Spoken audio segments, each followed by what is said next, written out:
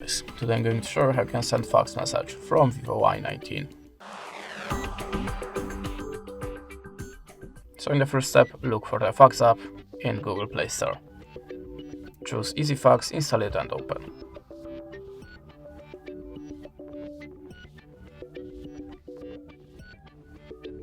Allow a permission, and to show free credits banner again, restart application. Click on the plus and choose source of your document. I'm gonna pick something from my gallery. Select your photo and choose import. Now you can add user shape to your document or the picture. And if you're ready, click on the arrow icon. Now you can choose the filter for a photo to make it more visible. If you're ready, click on the accept icon. Type the number displays, choose the country from the list, and to send the message just click on the button. That's it. Thanks for watching, leave us a like, recommend, and goodbye.